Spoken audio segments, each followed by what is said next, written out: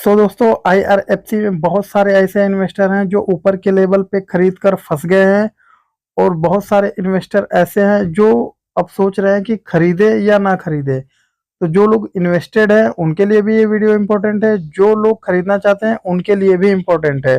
दोस्तों जैसा कि हम लोग जानते हैं कि आईआरएफसी जो है कि इंडियन रेलवे की कंपनी है और ये जो है कि फाइनेंस प्रोवाइड करती है। जितनी भी ये रेलवे की कंपनियां हैं इंडिया जो गवर्नमेंट के अंदर आती है, उन सारी कंपनियों को जो है कि ये फाइनेंस प्रोवाइड करती है। तो जैसा कि आप देख रहे हैं कि गवर्नमेंट का बहुत ही अच्छा खासा फोकस मतलब जो है कि इन रेलवे पे है। तो रेलवे पे अगर फोकस है, अच्छे खासे प्रोजेक्ट्स आ रहे हैं, अच्छी खासी कंपनियां ग्रो कर रही हैं, तो फाइनेंस की जरूरत पड़ेगी ही पड़ेगी। और ये एक इकलौती कंपनी है जो कि इंडियन रेलवे को फाइनेंस करती है।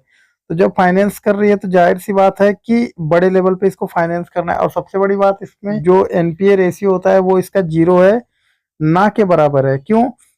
क्योंकि देखिए ये जो फाइनेंस प्रोवाइड करती है वो घर में ही करती है एक तरह से, जैसे इंडियन रेलवे की कंपनी और इंडियन रेलवे को ही फाइनेंस करती है। एक तरह से घर का पैसा घर में ही है, तो डूबने का चांस जो है कि ना के बराबर है, बिल्कुल 0 है। तो ये एक इसका सबसे बड़ा प्लस पॉइंट ये है। दोस्तों एक बार हम इसका मार्केट कैप देख लेते हैं। तो देखिए मार्केट कैप जो है 2 लाख करोड़ का हो गया है।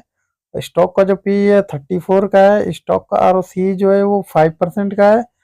अगर इसका करंट प्राइस आप देख लेते हैं तो 157 रुपये है। इसका बुक वैल्यू अगर देखते हैं 36 रुपये है। आरओई अगर देखेंगे तो 14.7 यानी लगभग 15% का है। और इसका 52 वीक हाई और लो अगर देखते हैं आप तो 193 रुपये का 52 वीक हाई है और लो देखेंगे आप 31 रुपये का है। तो देखिए 52 वीक हाई और लो में बहुत ज्यादा डिफरेंस है। और देखेंगे आप इसका अगर डिविडेंड तो देखिए 0.96 लगभग 1% का है। फेस वैल्यू अगर आप देखेंगे तो 10 रुपये का है। तो फेस वैल्यू अभी 10 रुपये का है, ये आगे चल के स्प्लिट बोनस जैसी चीजें कर सकती है।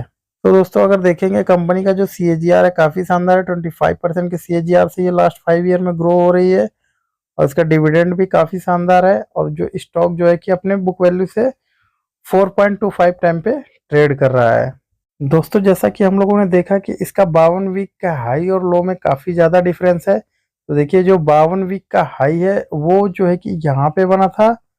जो 52 वीक का हाई आ रहा है वो 193 रुपये आ रहा है और 52 वीक लो काफी नीचे था। तो देखिए यहाँ पे जो है ना कि काफी लोग जो है कि फंस चुके हैं इस स्टॉक में। बहुत सारे लोग जो है कि 190 193 के आसपास जो खरीदे हुए हैं वो अपने आप को फंसा हुआ समझ रहे हैं। तो उनको एक निकलने का भी वो अपना चांस देख रहे हैं कि अगर टाइम मिले तो हम निकल सकें। जाहिर सी बात है अगर कोई भी आदमी अगर ऊपर खरीद लेता है और फंस जाता है तो वो तो यही सोचेगा कि हमारा रेट है, मैं निकल जाऊं, मैं इरिटेट हो गया हूँ। बहुत ज्यादा दिन तक अगर शेयर नीचे आ जाए आपके प्राइस से तो आप इरिटेट हो जाओगे, सोचोगे कि मैं निकल जाऊं। लेकिन देखिए किसी भी स्टॉक में अगर आप इन्वेस्ट होते हैं तो आप कभी भी जो है कि इन्वेस्ट होइए तो स्टॉक का बिजनेस देख के ही इन्वेस्ट होइए। ऐसा नहीं कि शेयर का प्राइस देख के कि भाग रहा है चलो हम भी पकड़ लेते हैं, चलती हुई ट्रेन में चढ़ना खतरनाक होता है। ठीक है, तो कभी भी किसी भी स्टॉक को खरीदिए तो उसका बिजनेस देख के खरीदिए, ऐसे कहीं भी इंटर होना सही नहीं होता है। तो अब हम समझ लेते हैं कि देखिए यहाँ पे जो फंसे हुए हैं और जो है कि वो अगर निकलना चाहते हैं तो देखिए हम तो यही कहेंगे कि अगर आपने यहाँ पे ले लिया 193 190 रुपये पे ले लिया है और वहां से आपका स्टॉक गिर के लगभग देखिए आया था ये 119 रुपये 118 रुपये के आसपास। लेकिन मुझे लगता है अगर देखिए आपको लॉन्ग टर्म होल्ड करना है 5 साल 7 साल 3 साल 2 साल, तो आप चाहो तो जैसे ऊपर में ले लिया तो उसको एवरेज कर सकते हो, क्योंकि ऊपर से काफी गिरावट देखने को मिल रही है। 150 के आसपास जो है कि यहाँ पे आप एवरेज कर सकते हो जैसे ही आपका नीचे आता है। क्योंकि देखिए अभी इलेक्शन का माहौल चल रहा है और इलेक्शन के बाद अभी आपने देखा होगा कि मोदी जी ने कहा ये तो ट्रेलर था, आगे जो है कि अभी पिक्चर बाकी है। तो जिस हिसाब से गवर्नमेंट फोकस कर रही है रेलवे पे और रेलवे कंपनियों पे, तो देखिए आगे चल के ये जो है कि 193 पे ही नहीं रुकेगा, ये 200 के पार भी जाएगा। लेकिन जो है कि आपको पेशेंस देना होगा, पेशेंस थोड़ा आपको रखना होगा कि आप अगर पैसा लगाया हो तो पैसे को थोड़ा बढ़ने दीजिए। बिजनेस करने के लिए कंपनी को दिया, कंपनी बिजनेस करेगी तभी तो आपको प्रॉफिट देगी। अगर आपने कोई पेड़ लगाया, जब तक पेड़ बड़ा नहीं होगा तब तक फल कैसे देगा? तो पेड़ के बड़े होने का वेट करिए थोड़ा सा, अगर लॉन्ग टर्म के लिए इन्वेस्टमेंट है तो।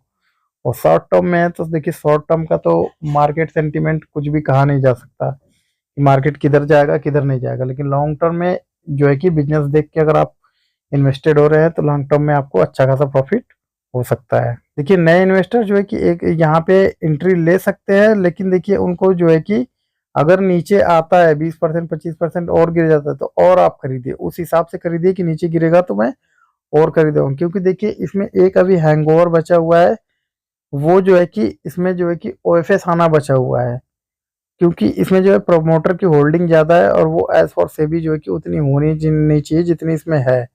एक मिनट में आपको शेयर होल्डिंग दिखा देता हूँ। देखिए ये जो शेयर होल्डिंग इसका पैटर्न है, आप इसका शेयर होल्डिंग देखेंगे तो 86% जो है कि गवर्नमेंट के पास है, जो कि 86% प्रमोटर के पास होना नहीं चाहिए। एज फॉर सेबी जो है 75% होना चाहिए। तो देखिए इस चीज का अभी हैंगओवर है, तो इसलिए अगर आप चाहो तो थोड़ा दूर भी रह सकते हो जब तक कि ओएफएस ना आ जाए। अगर ओएफएस आ जाता है तो एक बार को जो है कि इसमें जो वो कहते हैं ना कि खतरा मंडरा रहा है कि कभी भी जो है कि ऊपर जाएगा शेयर और गवर्नमेंट बेच सकती है, उस चीज से आप बाहर हो जाओगे तो आप उसका भी वेट कर सकते हो कि ओएफएस आ जाए तब मैं एंट्री लूँ। अगर एफआईआईस का आप देखेंगे तो एफआईआईस के पास 1% पड़ा हुआ है, डीआईआईस के पास आप देखेंगे तो डीआईआईस ने लगातार बेचा है और डीआईआईस जो है कि 2.5% उनके पास हिस्सेदारी हुआ करती थी, लेकिन अभी देखेंगे आप तो 1% से भी कम कर लिया है। ऑलमोस्ट सब जो है कि पब्लिक के पास पहुंच गया है। कंपनी का जो फाइनेंशियल है देखिए 2019 में 11,000 करोड़ का हुआ करता था, 2020 में जो 13,000 करोड़, 2021 में आप देखेंगे 15,000 करोड़ और 2022 में आप देखेंगे 20,000 करोड़ और वहीं 2023 में आप देखेंगे तो 23,891 करोड़। अभी 24 का जो है कि आया नहीं हुआ है, 24 का भी आएगा अपडेट तो आपको यहाँ पे दिख जाएगा। यहीं अगर नेट प्रॉफिट अगर हम देख लेते हैं तो नेट प्रॉफिट देखिए 2019 में जो है 2,200 करोड़ का, अगर वहीं आप 2020 में देखेंगे 2,600 करोड़ का, 2021 में आप देखेंगे तो 4,400 करोड़ का और 2022 में अगर आप देखेंगे 6,000 करोड़ का और 2023 में आप देखेंगे 6,300 करोड़ का। तो देखिए रिवेन्यू और प्रॉफिट में लगातार बढ़ोतरी देखने को मिल रहा है। तो देखिए बिजनेस में कोई भी दिक्कत नहीं है, कोई भी समस्या नहीं है। काफी अंडर वैल्यूड था ये इसका स्टॉक, तभी ये एक ही बार में कई गुना का रिटर्न दे दिया। देखिए जिन्होंने साल 1.5 साल इसको लेके होल्ड किया, इंतजार किया, बहुत अच्छा पैसा कमाया है और बहुत अच्छा पैसा यहाँ से प्रॉफिट निकाला है। और अभी देखिए इलेक्शन के बाद देखिए वो इलेक्शन में देखना होगा कि किस तरफ का रिएक्शन देता है मार्केट, किसकी कितनी सीटों से जीत होती है। और नो डाउट्स गवर्नमेंट तो जो है कि कंटिन्यू रहेगी, क्योंकि सबका मानना यही है कि बीजेपी ही आने वाली है, तो गवर्नमेंट तो मोदी जी की ही होगी। लेकिन कितनी सीटें आती है, मार्केट क्या एक्सपेक्टेशन कर रहा है, ये तो जो है कि रिजल्ट आने के बाद ही पता चलेगा कि मार्केट कैसा रिएक्शन देता है, पॉजिटिव या निगेटिव देता है। जो भी आपका इन्वेस्टमेंट है वो काफ़ी सोच समझ के कीजिए मार्केट में, क्योंकि मार्केट ये एक महीने काफ़ी वॉलेटाइल होने वाला है और काफ़ी इंटरेस्टिंग होने वाला है। क्योंकि मैं एक सेबी रजिस्टर्ड एडवाइजर नहीं हूँ, तो किसी भी शेयर में इन्वेस्ट या ट्रेड करने से पहले एक बार अपने फाइनेंशियल एडवाइजर से एडवाइजर लीजिए, उसके बाद ही किसी शेयर में इन्वेस्ट या ट्रेड कीजिए। दोस्तों वीडियो अगर अच्छी लगे तो वीडियो को लाइक करें, शेयर करें। मिलते हैं नेक्स्ट वीडियो में। थैंक यू, जय हिंद।